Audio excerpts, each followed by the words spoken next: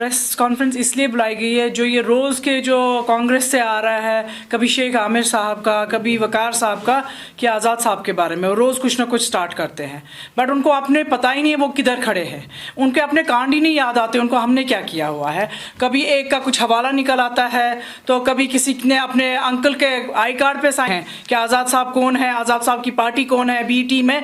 तो ये खुद तो देखे अपने जो इनने काम किए हुए हैं, जैसे इन्होंने पीछे जो क्या कितने के पैसे उन्होंने लिए हुए हैं। इवन क्राइम ब्रांच ने उन्हें एक चार्जशीट निकाली थी, जो वो लेडी थी त्रिकुटा नगर की, तिलक नगर की, दिल्ली की, तो उसका वो पहले अपना सफाया तो दे दे। बाकी हमें पता है हम कहाँ स्टैंड है, ना हमें नागपुर से कोई डायरेक्शंस आती है, ना ही हम बी टीम है। हमने पहले दिन से बोला, जिस दिन ये पार्टी बनी है उस दिन से हमने बोला है we are not connected with BJP. अगर हमारी गवर्नमेंट इंशाल्लाह आई भी, अगर हमें कोलेशन होनी भी पड़े, नॉट विद द बीजेपी।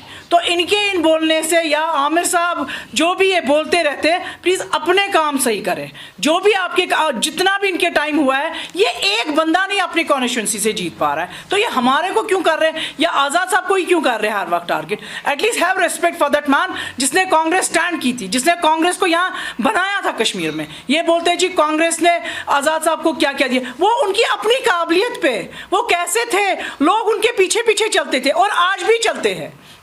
आज भी लोग जो ही आज़ाद साहब का नाम सुनते खाली तो भागे भागे आ जाते हैं, चाहे पहाड़ हो चाहे बर्फ हो। -6 में आप लोगों ने देखा होगा लोलाब में कैसे लोग आए हैं, तो इनका तो वजूद ही नहीं। आप लोग सब गवाह हैं, इन्होंने कैसे एडिटिंग तक की थी, इससे ज़्यादा क्या है इनको। बाकी हम लोग चाह रहे हैं NIA और CBI से हम लोग चाह रहे हैं गिव द प्रोबिंग, इसका प्रोब करें एंड हमें कुछ नहीं चाहिए। बाकी अगर ये इतने साफ सुथरे लोग हैं तो ये क्यों पीछे हट रहे हैं। अगर हम लोगों ने इनको अननेसेसरली इल्ज़ाम लगाए हैं तो इल्ज़ाम नहीं है, ये बाज़ाब्ता सब कुछ प्रूव्ड है। और ये उस वक्त भी जब प्राइम मिनिस्टर मनमोहन सिंह थे, उस वक्त भी बोला गया था भाई इनकी इन्वेस्टिगेशन करें। तो अगर ये इतने साफ सुथरे इंसान हैं तो ये अपनी कुर्सी उतर के अपनी इन्वेस्टिगेशन खुद करनी चाहिए। तो ये इतने क्यों डरे हुए हैं, अपनी इन्वेस्टिगेशन करवाइए। और अगर नहीं तो हम लोग चाह रहे हैं NIA से और CBI से इनकी इन्वेस्टिगेशन होनी चाहिए। एंड अगर कंट्री बर्बाद होगी तो ऐसे ही फिर हो गई है ना, ऐसे लोगों से जिन्होंने IDs बनाए, जिन्होंने आई कार्ड्स इनके बना के उनको बचाया है। मिलिटेंसी ने इन्होंने मिलिटेंसी को बढ़ावा दिया है। उस वक्त जो एक वांटेड मिलिटेंट था उसको ID कार्ड बना हुआ है उसका, एंड बाज़ाब्ता उस पर सिग्नेचर है। अब ये बोलेंगे वकार साहब मेरा सिग्नेचर नहीं है, बट फिर किसका है? अगर इनका नहीं है तो किसका है? तब भी इनको पता था ये उन्हीं का सिग्नेचर है। और एक सिंपल एक शॉपकीपर कहाँ से इतना बड़ा बंगला बना सकता है सिद्रा में।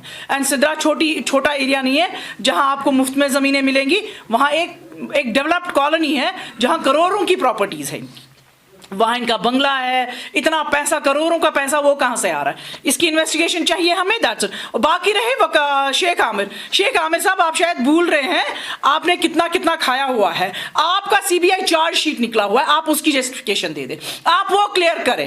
आपके इन बयानबाजी से कुछ नहीं फर्क पड़ता। आज़ाद साहब है तब भी थे और अब भी उनके पीछे पीछे, उनके अपने साफ सफाई से आज लोग हमारे साथ जुड़ रहे हैं।